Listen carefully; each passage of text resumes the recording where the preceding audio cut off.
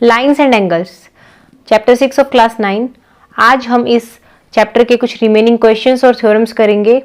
But शुरू करने से पहले, hello everyone, welcome back to our channel. जो भी आप नए हैं please do subscribe and press the bell icon. चलिए शुरू करते हैं। तो थ्योरम है हमारे पास, lines parallel to the same line. अगर मान लीजिए हमारे पास कोई एक लाइन है इस टाइप से, ठीक है, एक और ये लाइन है और ऐसे, इसको लाइन को हम नाम दे देते हैं L, this is M and this is N। ठीक है, ये क्या कह रहे हैं, lines parallel to the same line. जैसे मान लीजिए कोई L लाइन है, ठीक है, ये M के पैरेलल है। ओके, सिमिलरली कह रहा है L जो है वो N के भी पैरेलल है। जैसे L जो है वो M के पैरेलल है और L जो है वो N के भी पैरेलल है। ठीक है, अब हमें क्या बताना है कि ये आपस में पैरेलल है और ये इसके साथ पैरेलल है। हमें M और N इनका रिलेशन फाइंड आउट करना है कि इनके आपस में क्या रिलेशन होगा, क्या ये पैरेलल होंगी या नहीं होंगी। ठीक है, तो देखिए, जैसे हम मान लीजिए कोई भी एक ट्रांसवर्सल ले लेते हैं, ठीक है, जो इनको कट कर रही है, तो कुछ ना कुछ ट्रांसवर्सल जो भी होगी, मान लीजिए कोई एक्स है ये, ठीक है, तो कोई ना कोई एंगल बना रही होगी, angle 1, this one is angle 2 and this is angle 3। Okay, तो देखिए L हमारा M के पैरेलल है और ये कोई अगर ट्रांसवर्सल है तो आपने पढ़ा हुआ है कि एंगल 1 जो होगा वो एंगल 2 के इक्वल होगा, कोरस्पॉन्डिंग एंगल्स की फॉर्मेशन होगी इसलिए। ठीक है, तो यहाँ से क्या लिख सकते हो, angle 1 is equal to angle 2 because of corresponding angle axiom. Similarly देखिए L N के भी पैरेलल है और ये कोई ट्रांसवर्सल है, विच मीन्स एंगल 1 जो होगा वो एंगल 3 के भी इक्वल होगा। ओके, तो हम क्या लिख सकते हैं, and angle 1 is equal to angle 3। और रीजन क्या लिखोगे आप, because these are corresponding angles।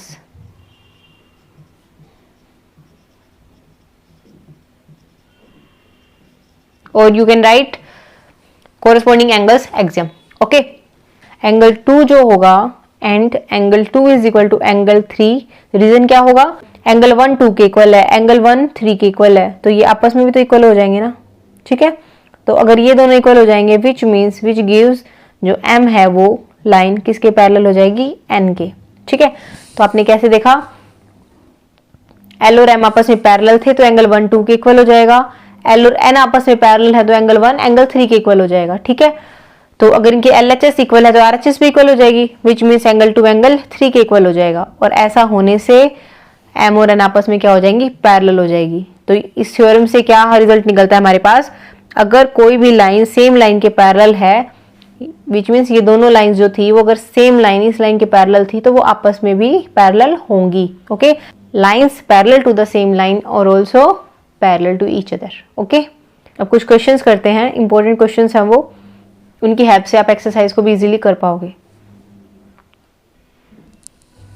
देखिए क्वेश्चन क्या है, in figure if P Q is parallel to R S and angle M X Q is 135 degree and angle MYR this one is 40 degree, then you have to find out angle XMY। हमें ये वाला angle find out करना है।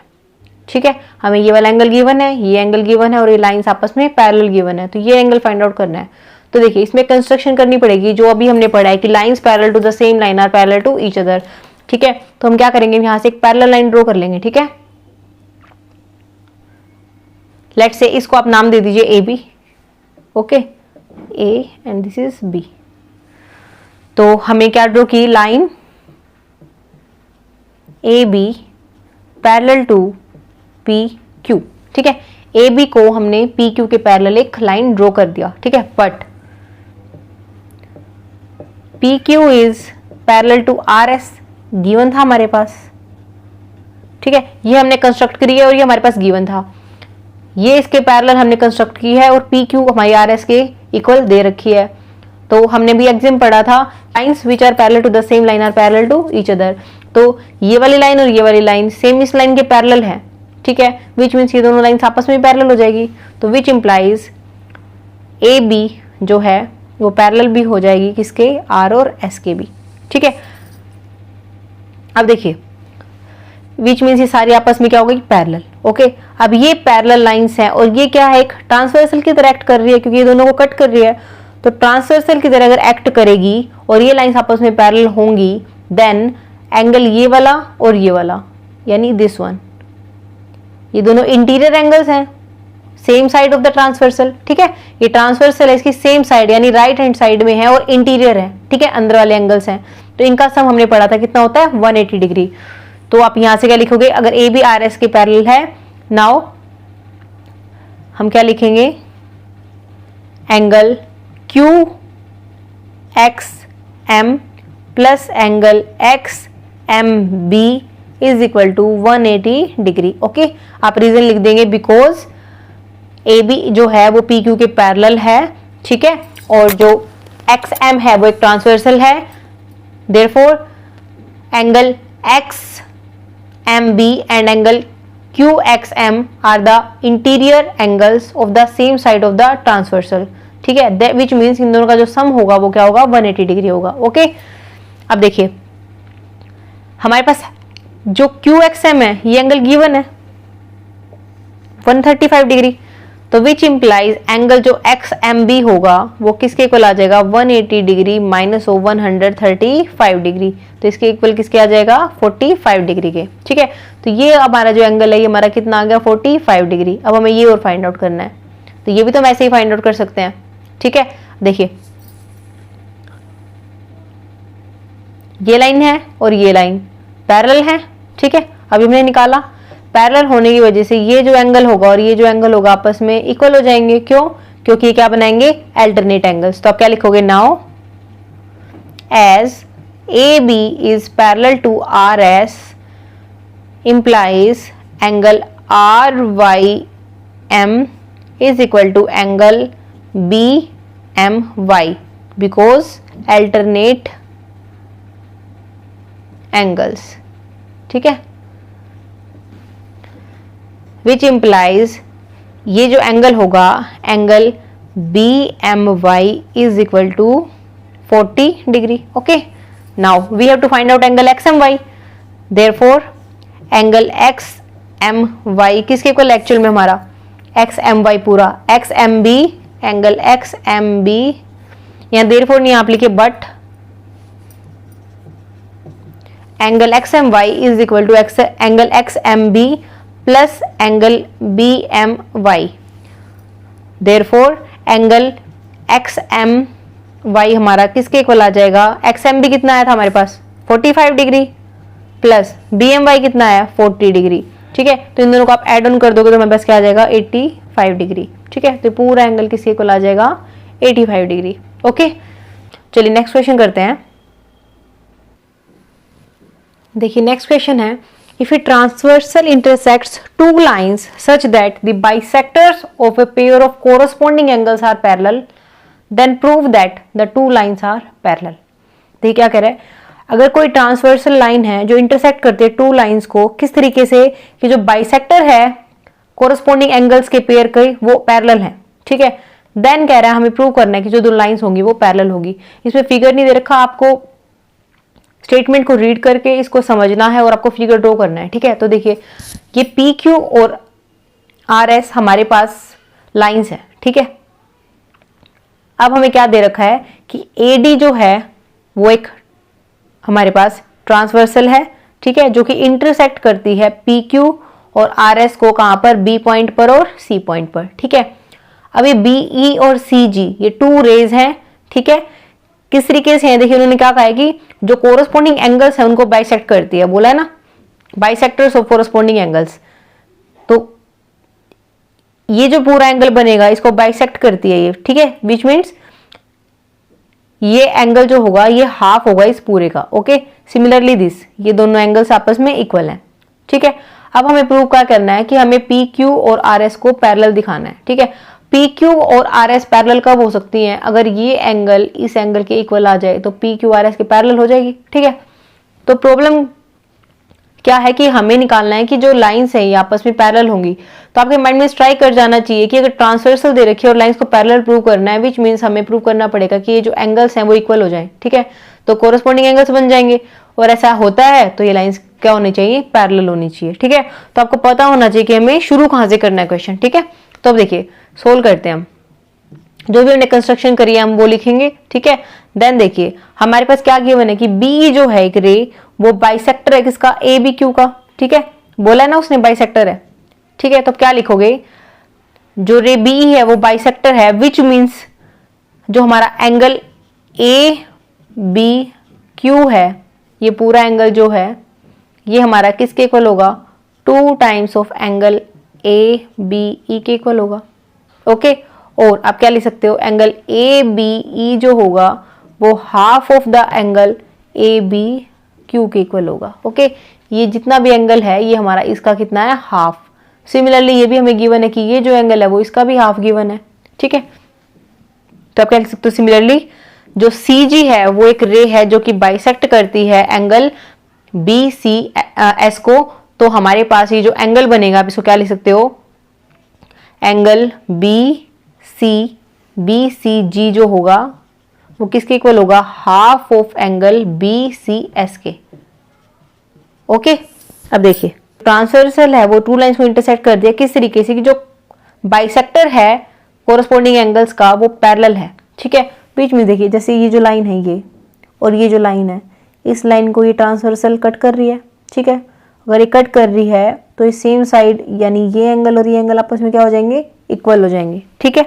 तो आप क्या लिख सकते हो, but B E is parallel to C G, ठीक है, एंड जो ए डी है is a transversal, therefore angle A B E is equal to angle B C G, okay. ये दोनों एंगल इक्वल हो जाएंगे। तो ये हमारी आई थी equation first, this is equation second and this is equation third. अब इनके इक्वल होने से विच मीन्स लेफ्ट साइड जो है फर्स्ट और सेकंड की वो इक्वल हो जाएगी, which implies right hand side भी इक्वल हो जाएगी, ठीक है।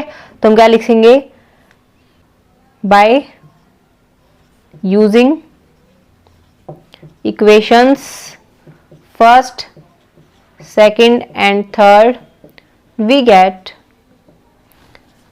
जो half of angle A B Q है वो इक्वल हो जाएगा half of angle B C S के, ठीक है, which implies angle A B Q is equal to angle B C S, ठीक है। तो ये आपस में इक्वल हो जाएंगे। इनके इक्वल होने से हमें क्या मिला, which implies B Q is parallel to R S, okay. यही हमें प्रूव करना था, ठीक है। तो हमें पता होना चाहिए कि प्रूव करने के लिए हमें क्या चीज पहले फाइंड आउट करनी पड़ेगी जिसकी हेल्प से हम वो प्रूव कर पाएंगे। तो ये आपस में पैरेलल तभी हो सकते थे जब ये दोनों एंगल्स इक्वल आ जाते, ठीक है। तो हमने उसी तरीके से उसी डायरेक्शन में हमने स्टेप्स फॉलो किए और ताकि हमारे पास रिजल्ट आ जाए, ठीक है। चलिए नेक्स्ट क्वेश्चन करते हैं। Next question is, in this figure A B is parallel to C D. A B जो है वो सी डी के पैरेलल है और C D is parallel to E F, ठीक है। ये लाइन इसके पैरेलल है और ये लाइन इसके पैरेलल है और जो ई है वो परपेंडिकुलर है ए बी के ऊपर, ठीक है। और एंगल जो हमारे पास B T F, this one is 55 degree. हमें एक्स वाई और जेड की वैल्यू फाइंड आउट करनी है, ठीक है। अब देखिए सॉल्यूशन करते हैं। हमारे पास गिवन है, देखिए ए बी जो है वो सी डी के पैरेलल है, सी डी ई एफ के पैरेलल है, ठीक है। अगर सी डी ई एफ के पैरेलल है और ये एक ट्रांसवर्सल है, विच मीन्स अगर हम इन दोनों एंगल्स को ऐड कर दें यानी y प्लस 55 डिग्री कर दें तो ये हमारा किसके इक्वल आ जाएगा, 180 डिग्री के इक्वल। क्यों, क्योंकि ये क्या है, sum of the angles of same side of the transversal is 180 degree, ठीक है। हमने एग्जाम रीड कर रखा है। तो यहां से हमारे पास y की वैल्यू आ जाएगी कितनी, 180 degree minus of 55 degree which gives 125 degree, okay. y की वैल्यू आ गई। अब देखिए हमें गिवन है कि ए बी जो है वो सी डी के पैरेलल है, ठीक है। ए बी अगर सी डी के पैरेलल है तो ये वाला जो एंगल होगा ये इसके इक्वल हो जाएगा, कोरस्पॉन्डिंग एंगल्स, ठीक है। तो हमारा जो एंगल x होगा वो एंगल y के इक्वल होगा, क्यों, कोरस्पॉन्डिंग एंगल्स हैं।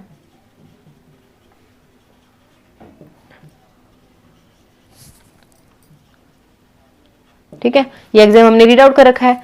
विच इंप्लाइज जो हमारे पास x होगा वो भी कितना आ जाएगा, 125 डिग्री, ठीक है। एक्स और वाई तो आ गए, अब हमें फाइंड आउट करना है जेड। अब देखिए जेड को फाइंड आउट करने के लिए आप देख रहे हो हमारे पास ए बी जो है वो सी डी के पैरेलल दे रखा है और सी डी ई एफ के पैरेलल दे रखा है, विच मीन्स जो ए बी होगा वो पैरेलल हो जाएगा ई एफ के। ठीक है, क्यों?